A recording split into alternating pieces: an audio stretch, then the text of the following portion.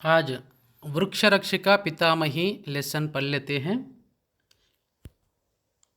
ये इसका कथा संग्रह पढ़ लेते हैं और इसका कवि परिचय है।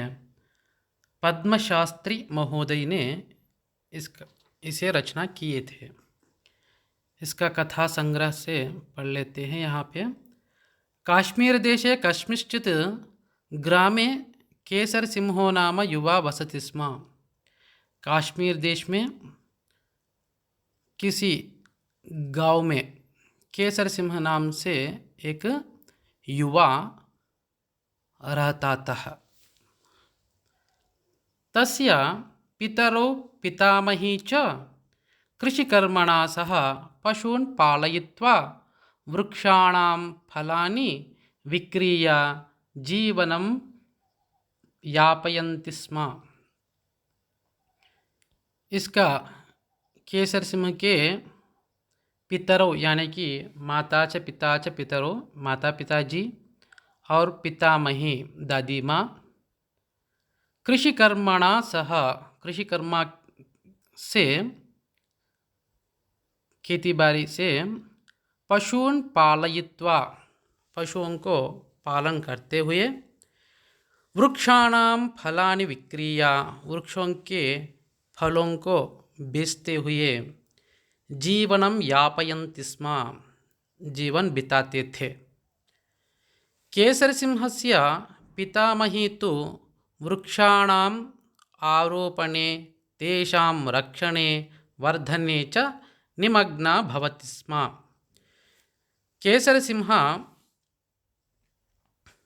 पितामही तो केसर सिंह जी के जो पितामही हैं यानी कि दादी माँ हैं वो वृक्षाणाम आरोपणे यानी कि वृक्षों को बढ़ाने में तेषाम रक्षणे उसे रक्षा करने में और वर्धने उसे पोषण करने में निमग्ना भवति स्म हमेशा निमग्न रहती थी। अपि च एनं सर्वथा वृक्षाणां संवर्धनार्थं प्रेरयति स्म। फिर भी वो जो पितामही हैं यानी कि दादी माँ इसे केसर सिंह को भी बोलती रहती थी कि तुम भी इस काम में लग जाओ करके। अपि च एनं सर्वथा वृक्षाणां संवर्धनार्थं प्रेरयति स्म इसे भी हमेशा प्रेरणा देती थी। तथा मया तव पालनं कृतं तथा त्वया जागरूकतया वृक्षाणां पालनं कर्तव्यम् इति बोधयति स्म। और ये भी बोलती थी कि मैंने तो उसे अभी तक पालन पोषण किया था और इसे जागरूकता यानी कि अच्छी ठीक ढंग से इसे रक्षा देना चाहिए। इसे और भी पालन पोषण करना तुम्हारा कर्तव्य है करके बोलती रहती थी। वृक्षारोपणेन माता पृथ्वी प्रसन्ना भवति।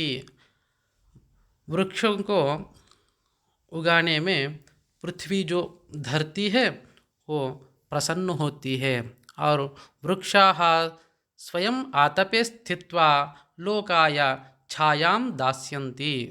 जो भी वृक्ष है पेड़ स्वयं आतपे स्थित्वा यानी कि वो खुद धूप में खड़े रहते हुए हमें छाया को देते हैं पेड़। तो वृक्षाः अस्माकं स्वास्थ्य लाभाय बहुधा उपकरिष्यन्ति। जो पेड़ है हमारे लिए स्वास्थ्य देने में और बहुत उपकार करने में समर्थ है। ते अस्मभ्यं स्वच्छां मृत्तिकां स्वच्छं जलं स्वच्छं वायुं च प्रयच्छन्ति।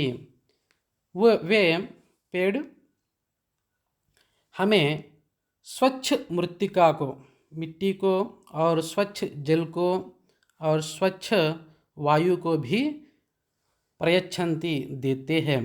यदि वयं यथेच्छं वनानां कर्तनं कुर्मः तर्हि पृथ्वी उष्णा भवति।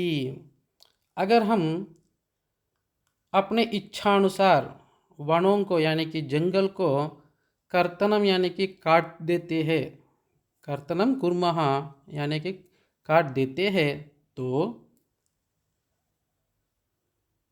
तर्हि पृथ्वी उष्णा भवति, जो धरती होती है वो गर्म हो जाता है यानी कि उष्ण बढ़ जाता है।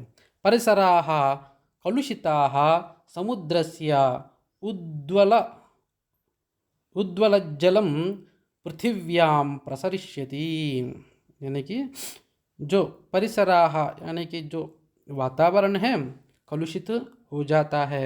फिर समुद्रस्य उद्वलज्जलं पृथिव्यां प्रसरिष्यति, जो समुद्र के पानी भी ऊपर आ जाते हैं, पृथ्वी पर चलने लगते हैं। जनाः संकटग्रस्ताः भवन्ति, फिर जो लोग हैं सारे संकट में पड़ जाते हैं। इति अनुदिनं प्रबोधयति स्म, ऐसे हमेशा बोलती रहती थी। तया प्रभावितः केसरसिंहः स्वस्य अध्ययनेन सह वृक्षारोपणं कृत्वा तेषां संवर्धनेन लोकस्य संरक्षणं विधास्यामि इति दृढ़निश्चयम् अकरोत्।